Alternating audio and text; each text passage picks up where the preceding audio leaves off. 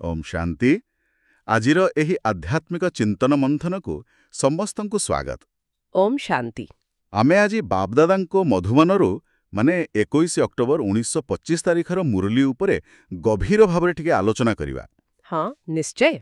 देखंतु ये मुरली गुड़िक तो ज्ञानर गभीर सागर परी, तेणु एहार पूरा लाभ पाइबा पई आमे अनुरोध करूछु शेष पर्यंत शुणंतु। एकदम ठीक कथा। आउ हाँ, एहीपरे जेंति आमे प्रतिदिन मुरलीर गभीर विश्लेषण करूछे आउ अन्य आध्यात्मिक चर्चा भी करूछे, सेथिपाई आम चैनल को सब्सक्राइब करने को भूलिबे नहीं। हाँ, ताहले नियमित भावरे एमिति ज्ञान चर्चा शुणिबापु मिलिबो। बिल्कुल। तबे आजिर मुरली रे मुख्यतः देखिबाकू गले आत्मस्मृति, निजकू बदलाइबार प्रक्रिया आउ एई 5000 वर्षर चक्रर रहस्य ए सब उपरे बेसी गुरुत्व दिया जाइछे। हाँ। आसंतु एही मूल कथागुड़िकरू आरंभ करिबा।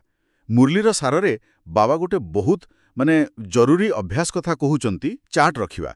एटा काहींकी एते जरूरी बोली कहा जाउछि। हाँ, देखंतु बाबा कहउचंती, मीठे बच्चे रात को अपना चार्ट देखो और डायरी रखो तो नुकसान का ख्याल रहेगा। माने प्रति रातिरे निजर जो आध्यात्मिक उन्नति होछि ना तार हिसाब रखिबा। एटा खाली गोटे लेखा नुहे, एटा हेउछि निजको निजे देखिबा, माने आत्मसमीक्षा। अच्छा। आमे केते समय बाबांको मने पकेइलु, कोउठी मायार कथारे पड़ीगलु, को नुआ गुण धारणा कलु, एमिति सबु जिनस ए सबु जानिले जाई तो आमे कमर दुर्बलता को चिन्हि पारिबा आउ ताकू सुधारी पारिबा। हाँ ठीक।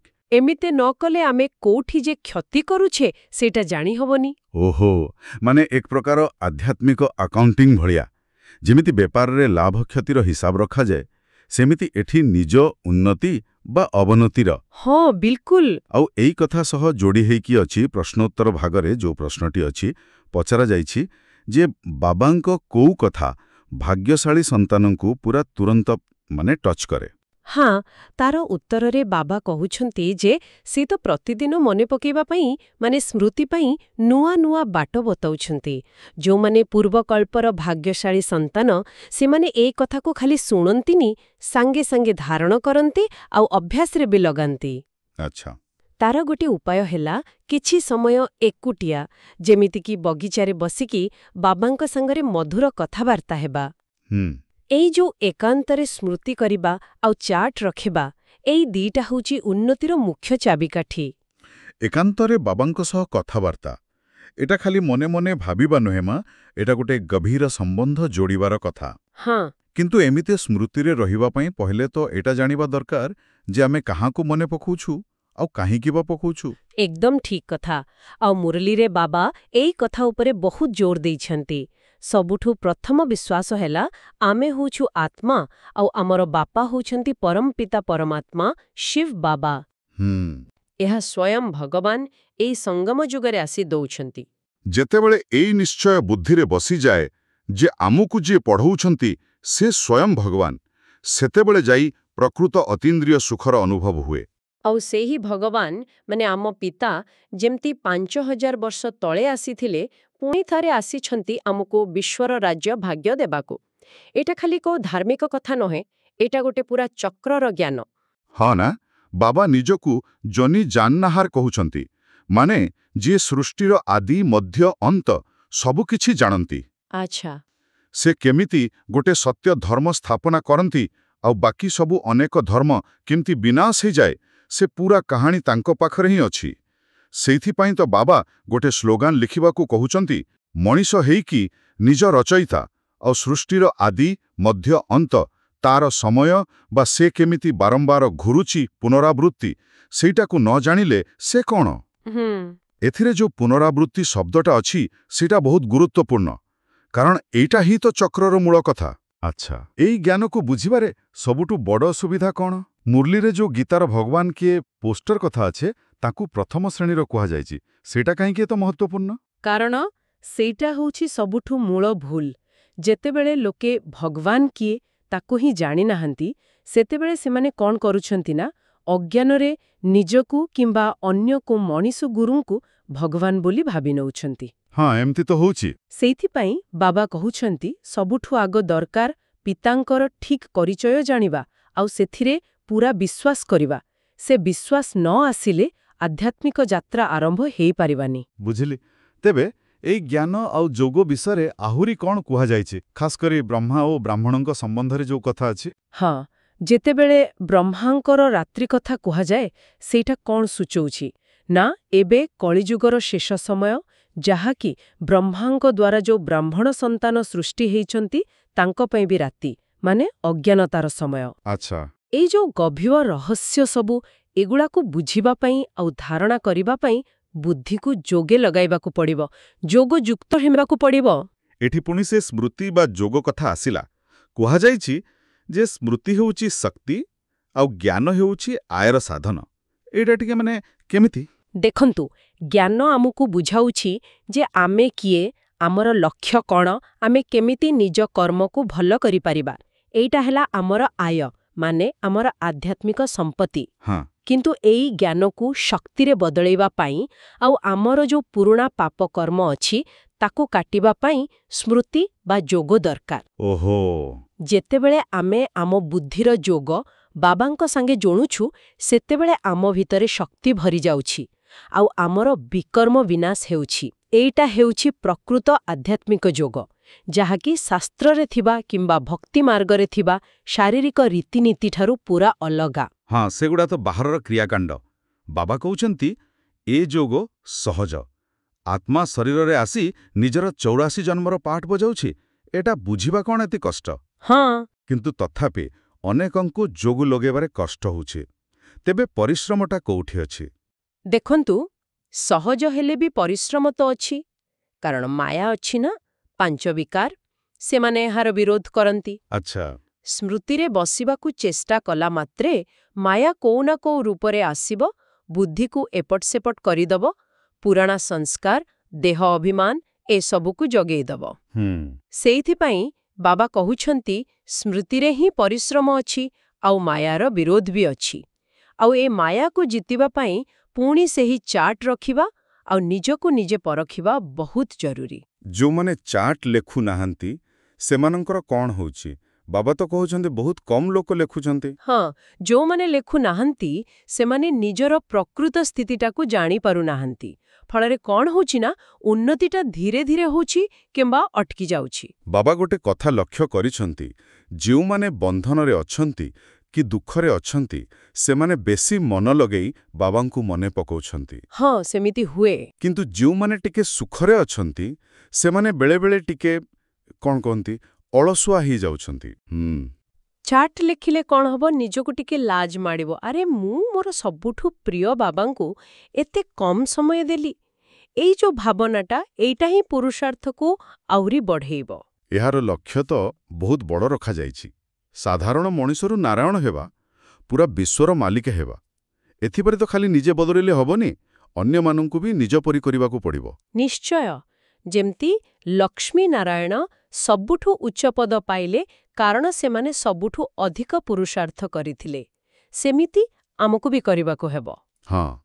ଆଉ ଏଥିପାଇଁ ଜ୍ଞାନ ଦବା ସାଙ୍ଗେ ସାଙ୍ଗେ ନିଜର ଯୋଉ ଯୋଗଯୁକ୍ତ ସ୍ଥିତି ଅଛି ସେଇଟା ଦ୍ୱାରା ଗୋଟେ ଭଲ ବାୟୁମଣ୍ଡଳ ତିଆରି କରିବାକୁ ପଡ଼ିବ। କିନ୍ତୁ କଥା ହେଉଛି, ଯଦି ଯୋଗ ଲାଗୁନି, ଯଦି ବୁଦ୍ଧି ବାରମ୍ବାର ବେପାର କଥାରେ କି ଆଉ କୋଉ କଥାରେ ଚାଲିଯାଉଛି, ସେତେବେଳେ କ'ଣ କରାଯିବ? ହଁ, ସେଇଟା ବି ବାବା କହୁଛନ୍ତି ତାର କାରଣ ଖୋଜିବାକୁ, ଆଉ ସମାଧାନ ବି ଦେଇଛନ୍ତି ସମୟ ବାହାର କରି ଏକାନ୍ତରେ ବସିବାକୁ। ଆଚ୍ଛା। ପରମାତ୍ମାଙ୍କ ସହ ସମ୍ବନ୍ଧ ଯୋଡ଼ିବା ପାଇଁ ଟିକେ ସମୟ ଦବା। ଆଉ ଏମିତି ସମୟ ଦବାକୁ ହେଲେ ଦେହର ଯୋଉ ଭାନ ଅଛି ସେଥିରୁ ଉପରକୁ ଉଠିବାକୁ ପଡ଼ିବ, ନିଜକୁ ଆତ୍ମା ବୋଲି ଭାବିବାକୁ ପଡ଼ିବ। ଏଇଟାକୁ ହିଁ ତ ଆତ୍ମା ଅଭିମାନୀ ସ୍ଥିତି କହୁଛନ୍ତି। ହଁ, ଆଉ ଆତ୍ମାର ଗତି ତ ମନଠୁ ବି ବେଶୀ, ବହୁତ ତୀବ୍ର। ଯେତେବେଳେ ଆମେ ନିଜକୁ ଆତ୍ମା ଭାବି ପରମଧାମରେ ବାବାଙ୍କ ସାଙ୍ଗେ ଯୋଡ଼ି ହେଇଯାଉ, ସେତେବେଳେ ଗୋଟେ ଗଭୀର ଶାନ୍ତି ଆସେ। ବାବା ତାକୁ ଡେଡ୍ ସାଇଲେନ୍ସ ବୋଲି କହିଛନ୍ତି। Dead silence? ହଁ, ସେମିତି ଅନୁଭବ ହୁଏ। ଏ ଶରୀରଟା ତ ଗୋଟେ ପୁରୁଣା ଜୋତା ଭଳିଆ, ଯାହାକୁ ଆତ୍ମା ଛାଡ଼ିଦିଏ। ଦେଖିନାହାନ୍ତି, ସାପ ଯେମିତି କାତି ଛାଡ଼େ, କଇଁଛ ଯେମିତି ନିଜ ଦେହକୁ ଭିତରକୁ ନେଇଯାଏ। ହଁ ହଁ। ସେମିତି ଆତ୍ମା ଅଭିମାନୀ ସ୍ଥିତିରେ ଆମେ ଦେହ ଆଉ ଦେହର ଦୁନିଆରୁ ନିଜକୁ ପୁରା ଅଲଗା କରିନାଉ। ଓ ଏଇ ଆତ୍ମା ଅଭିମାନୀ ସ୍ଥିତିରେ ରହିଲେ ଯାଇ ଆମେ ଅନ୍ୟମାନଙ୍କୁ, ମାନେ ଯେଉଁମାନେ ଦେହ ଅଭିମାନରେ ପୁରା କୀଟ ପରି ଜୀବନ କାଟୁଛନ୍ତି, ସେମାନଙ୍କୁ ଜ୍ଞାନର ଗୁଣୁଗୁଣୁ ଶୁଣେଇ ଦେବତା କରିପାରିବା। ହଁ ଏଇ ଯୋଉ ବିଷର ସାଗର ଅଛି ସେଥିରୁ ତାଙ୍କୁ କ୍ଷୀର ସାଗରକୁ ନେଇଯିବାର ସେବାଟା କରିପାରିବା।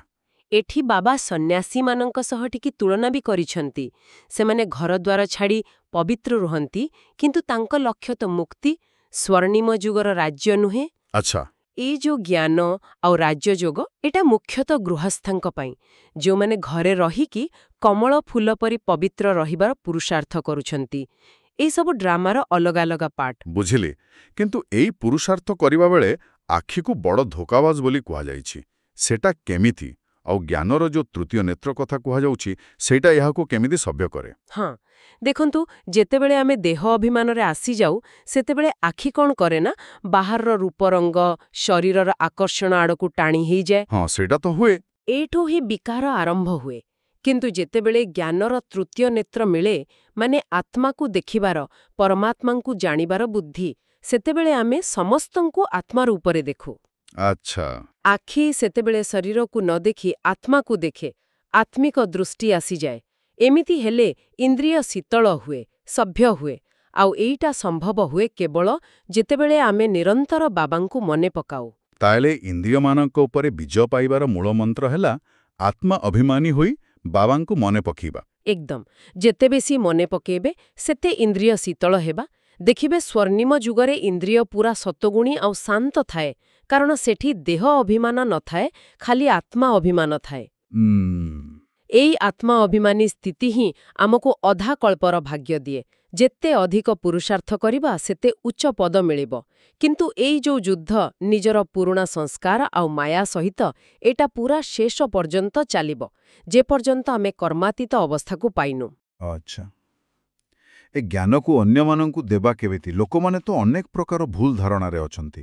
ଯେମିତି 5000 ବର୍ଷର ଚକ୍ରକୁ ଲକ୍ଷ ଲକ୍ଷ ବର୍ଷ ଭାବୁଛନ୍ତି, କଳିଯୁଗକୁ ଭାବୁଛନ୍ତି ଏବେ ଶିଶୁ ଅବସ୍ଥାରେ ଅଛି। ହଁ, ସେଥିପାଇଁ ମୁଖ୍ୟ କାମ ହେଲା କେବଳ ବାବାଙ୍କର ପରିଚୟ ଦେବା, ବୁଝେଇବା ଯେ ଆମେ ସବୁ ହେଉଛୁ ଆତ୍ମା, ଆଉ ଆମ ସମସ୍ତଙ୍କର ବାପା ହେଉଛନ୍ତି ଜଣେ ପରମ ପିତା ପରମାତ୍ମା। ହଁ। ସେହି ବାପା ହିଁ ସୃଷ୍ଟିକର୍ତ୍ତା, ଆଉ ସେ କେବଳ ଏଇ ସଙ୍ଗମ ଯୁଗରେ ହିଁ ଆସନ୍ତି ନୂଆ ସୁନେଲି ଦୁନିଆ ସ୍ଥାପନା କରିବା ପାଇଁ। ଯେତେବେଳେ ଏଇ ବିଶ୍ୱାସଟା ବସିଯିବ ନା, ସେତେବେଳେ ଚକ୍ରର କଥା ବୁଝିବା ବି ସହଜ ହେଇଯିବ। ହେ 5000 ବର୍ଷର ଚକ୍ରର ହିସାବଟା ଶୁଣିଲେ ବହୁତ ଯୁକ୍ତିଯୁକ୍ତ ଲାଗୁଛି। ଯଦି ଲକ୍ଷେ ଲକ୍ଷେ ବର୍ଷ ହେଇଥାନ୍ତା ତାହେଲେ ତ ଜନସଂଖ୍ୟା କେତେ ହେଇଯାଇଥାନ୍ତା। ହଁ, ନିଶ୍ଚୟ। ଆଉ ସେ ସ୍ୱର୍ଣ୍ଣିମ ଯୁଗରେ ଖାଲି ଭାରତ ଥିଲା, ଗୋଟିଏ ଧର୍ମ, ଗୋଟିଏ ରାଜ୍ୟ ଥିଲା। ଏଟା ବି ଗୋଟେ ବଡ଼ ରହସ୍ୟ। ହଁ ନା, ସେତେବେଳେ ଭାରତ ପୁରା ସ୍ୱର୍ଗ ଥିଲା। ହୀରା ଜବାହରାତରେ ମହଲ ସବୁ ତିଆରି ହେଇଥିଲା। ଲକ୍ଷ୍ମୀ ନାରାୟଣ ରାଜ୍ୟ କରୁଥିଲେ। ସେମାନେ ସର୍ବଗୁଣ ସମ୍ପୂର୍ଣ୍ଣ ଥିଲେ, ପୁରା ନିର୍ବିକାରୀ ଥିଲେ। କାହିଁକି ନା, କାରଣ ସେମାନେ ଆତ୍ମା ଅଭିମାନୀ ଥିଲେ। ଆଚ୍ଛା। ଏବେ ଲୋକେ ସେଇ ଦେବତାଙ୍କୁ ପୂଜା କରୁଛନ୍ତି, କିନ୍ତୁ ନିଜେ ଯେ ରାବଣ ରାଜ୍ୟରେ ଅଛନ୍ତି, 5 ବିକାରର ବଶରେ ଅଛନ୍ତି, ସେଇଟା ମାନିବାକୁ ରାଜି ନୁହନ୍ତି। ହଁ, ଏଇଟା ଗୋଟେ କଥା। ତେଣୁ ପୁଣି ଘୁରି ବୁଲି ସେଇ ମୂଳ କଥାକୁ ଆସିଲା, 84 ଜନ୍ମ ନେଇ ଆମେ ଆତ୍ମା ଅପବିତ୍ର ହେଇଯାଇଛୁ। ଏବେ ପୁଣି ପବିତ୍ର ହେବାକୁ ହେଲେ ବାବାଙ୍କୁ ମନେ ପକାଇବାକୁ ପଡ଼ିବ। ଏଇଟା ହିଁ ଡ୍ରାମାର ଖେଳ। ଏକଦମ ଠିକ୍ କହିଲେ। ଏହାପରେ ବାପ ଦାଦା ତାଙ୍କର ମଧୁର ସ୍ନେହୀ ସନ୍ତାନମାନଙ୍କୁ ପ୍ରେମ, ସ୍ମୃତି ଆଉ ସୁପ୍ରଭାତ ଜଣେଇଛନ୍ତି। ଆଉ ଆଧ୍ୟାତ୍ମିକ ପିତାଙ୍କ ତରଫରୁ ଆମ ସମସ୍ତ ଆଧ୍ୟାତ୍ମିକ ସନ୍ତାନମାନଙ୍କୁ ନମସ୍ତେ। ନମସ୍ତେ। ଏବେ ଆସନ୍ତୁ, ଏ ଯୋଉ ପୁରା ଆଲୋଚନା ହେଲା, ଏଥିରୁ ଧାରଣା ପାଇଁ ମୁଖ୍ୟ ସାରଗଣ ମିଳିଲା, ସେଇଟା ଟିକେ ଦେଖିବା। ହଁ, ମୋତେ ଲାଗୁଛି 2ଟା ମୁଖ୍ୟ କଥା ଅଛି। ପ୍ରଥମ ହେଲା, ଜ୍ଞାନର ଯୋଉ ତୃତୀୟ ନେତ୍ର ମିଳିଛି ତାକୁ ବ୍ୟବହାର କରି ଆଖିକୁ ସଭ୍ୟ କରିବା। ଇନ୍ଦ୍ରିୟମାନଙ୍କୁ ଶାନ୍ତ ଆଉ ପବିତ୍ର କରିବାର ଉପାୟ ହେଉଛି ନିରନ୍ତର ସ୍ମୃତି। ଏଇ ପୁରୁଷାର୍ଥଟା ଜାରି ରଖିବା। ହଁ। ଆଉ ଦ୍ୱିତୀୟରେ, ଯେତେ ବ୍ୟସ୍ତ ଥିଲେ ବି ସମୟ ବାହାର କରି ଏକାନ୍ତରେ ବସି ମନେ ପକେଇବାକୁ ଚେଷ୍ଟା କରିବା। ଯଦି ଯୋଗ ଲାଗୁନି, ତାର କାରଣ ଖୋଜିବା। ଆଉ ନିଜର ପ୍ରଗତି ଜାଣିବା ପାଇଁ ନିଶ୍ଚୟ ଚାର୍ଟ ଲେଖିବା। ଏହା ସହିତ ଆଜିର ଯୋଉ ବରଦାନ ଅଛି ସେଇଟା ବି ବହୁତ ପ୍ରେରଣା ଦେଉଛି। ସହନଶୀଳତାର ଶକ୍ତି ଧାରଣ କରି ସର୍ବପ୍ରିୟ ହୁଅନ୍ତୁ, ଯାହାଦ୍ୱାରା ଅବିନାଶୀ ଓ ମଧୁର ଫଳ ମିଳିବ। ହଁ, ଏଠି ସହିବା ମାନେ ଦବିଯିବା କି ହାରିଯିବା ନୁହେଁ, ବରଂ ପ୍ରେମ ଆଉ ଦୟା ଭାବରେ ସ୍ଥିର ରହିବା। ଯେତେ ବି ବିରୋଧ ଆସୁ ପଛେ, ସହନ ଶକ୍ତିର ଫଳ ସବୁବେଳେ ମଧୁର ହୁଏ। ଏଇଟା ବି ଗୋଟେ ପ୍ରକାର ସେବା, ଯେଉଁଥିରେ ଆମେ ଅନ୍ୟମାନଙ୍କର ଦୁର୍ବଳତାକୁ ନିଜ ଭିତରେ ସମେଇ ନଉ। ବାଃ, ବହୁତ ସୁନ୍ଦର କଥା। ଏବଂ ସ୍ଲୋଗାନ ମଧ୍ୟ ସେଇ ଭାବନାକୁ ଆଗକୁ ନେଉଛି, ଯାହା ବିତିଗଲା ତାକୁ ଭୁଲିଯାଅ, ଅତୀତରୁ ଶିକ୍ଷା ନିଅ ଏବଂ ଭବିଷ୍ୟତ ପାଇଁ ସଦା ସାବଧାନ ରୁହ। ହଁ, ଆଉ ଶେଷରେ ଯୋଉ ଅବ୍ୟକ୍ତ ସଂକେତ ଅଛି ସେଥିରେ ମନସା ସେବା ଉପରେ ଜୋର ଦିଆଯାଇଛି। ମାନେ ଯୋଗ ଶକ୍ତି ଦ୍ୱାରା ନିଜକୁ ଆଉ ଅନ୍ୟମାନଙ୍କୁ ଶକ୍ତି ଦେବା। ବାପଦାଦାଙ୍କ ପରି ଦୟାଳୁ ହୋଇ ବାୟୁମଣ୍ଡଳକୁ ପବିତ୍ର କରିବା। ଏଇଟା କମ୍ ସମୟରେ ବେଶୀ ସେବା କରିବାର ଗୋଟେ ବହୁତ ଭଲ ଉପାୟ, ତୀବ୍ର ଗତିର ସାଧନ। ତାହେଲେ ଆଜିର ଏହି ଗଭୀର ଚିନ୍ତନରୁ ଆମେ ବୁଝିଲେ ଯେ ଆତ୍ମ ଅଭିମାନୀ ସ୍ଥିତି, ନିରନ୍ତର ସ୍ମୃତି, ନିୟମିତ ଭାବେ ନିଜକୁ ଦେଖିବା ମାନେ ଚାର୍ଟ ରଖିବା ଆଉ ସହନଶୀଳତା ଧାରଣ କରିବା, ଏଇସବୁ ହିଁ ଆମ ଆଧ୍ୟାତ୍ମିକ ଯାତ୍ରାର ମୂଳ କଥା। ନିଶ୍ଚୟ। ଏଇ ଯୋଉ ଜ୍ଞାନରତ୍ନ ସବୁ ମିଳୁଛି, ଏଗୁଡ଼ାକୁ ଖାଲି ଶୁଣିଲେ ହବନି, ଜୀବନରେ ଧାରଣ କଲେ ଯାଇ ପ୍ରକୃତ ପୁରୁଷାର୍ଥ ହେବ। ଯେଉଁ ଶ୍ରୋତାମାନେ ଏହି ଜ୍ଞାନ ଚର୍ଚ୍ଚାରୁ କିଛି ଲାଭ ଅନୁଭବ କଲେ, ସେମାନେ ନିଜର କୃତଜ୍ଞତା ଜଣାଇବା ପାଇଁ କମେଣ୍ଟ ବକ୍ସରେ ଓମ୍ ଶାନ୍ତି ଲେଖିପାରିବେ। ହଁ, ନିଶ୍ଚୟ ଲେଖନ୍ତୁ। ଆଉ ଗୋଟେ ଅନୁରୋଧ, ଏଇ ଯୋଉ ମୂଲ୍ୟବାନ ଜ୍ଞାନ ଚର୍ଚ୍ଚା ହେଲା, ଏହାକୁ ନିଜ ବନ୍ଧୁ ଆଉ ପରିବାର ଲୋକଙ୍କ ସହ ନିଶ୍ଚୟ ସେୟାର କରନ୍ତୁ। ହଁ, ତାହେଲେ ଅଧିକରୁ ଅଧିକ ଆତ୍ମାଙ୍କ ପାଖରେ ଏହି ଜ୍ଞାନ ପହଞ୍ଚିବ। ହଁ, ସମସ୍ତେ ଲାଭ ପାଇବେ, ସମାଜରେ ଶାନ୍ତି ଆଉ ଆନନ୍ଦ ବଢ଼ିବ, ଆଉ ସମସ୍ତଙ୍କୁ ବାବାଙ୍କର ଆଶୀର୍ବାଦ ବି ମିଳିବ। ଆଜିର ଆଲୋଚନା ଶେଷରେ ଗୋଟିଏ କଥା ମନକୁ ଆସୁଛି, ଯାହା ଆମେ ସମସ୍ତେ ନିଜକୁ ପଚାରିପାରିବା। ହଁ, କୁହନ୍ତୁ। ବାବା ଯୋଉ ଏତେ ସହଜ ରାଜଯୋଗ ଶିଖଉଛନ୍ତି ଆଉ ଏ ଯୋଉ ଚାର୍ଟ ରଖିବାକୁ କହୁଛନ୍ତି, ଏହାକୁ ଆମେ ପ୍ରକୃତରେ କେତେ ସହଜ ଭାବରେ ନେଉଛୁ? ଏଇଟା କଣ ଆମ ଦୈନିକ ଜୀବନର ଗୋଟେ ଅଭ୍ୟାସରେ ପରିଣତ ହେଇଗଲାନି, ନା ଏବେ ବି ଏହା ଗୋଟେ କାମ ଭଳି ଲାଗୁଛି ଯାହାକୁ କରିବାକୁ ପଡ଼ିବ? ଆଚ୍ଛା। ଏହାର ଯୋଉ ସରଳତା ଅଛି, ତା ଭିତରେ ଯୋଉ ଗଭୀରତା ଲୁଚି ରହିଛି, ତାକୁ ଆମେ କେତେଦୂର ଅନୁଭବ କରିପାରୁଛେ, ଏଇଟା ଟିକେ ଭାବିବା କଥା। ଓମ୍ ଶାନ୍ତି। ଓମ୍ ଶାନ୍ତି। ଆପଣ ଶୁଣୁଛନ୍ତି ରେଡିଓ ତୋଷାଳୀ, ଆମ ମାଟିର ସ୍ୱର।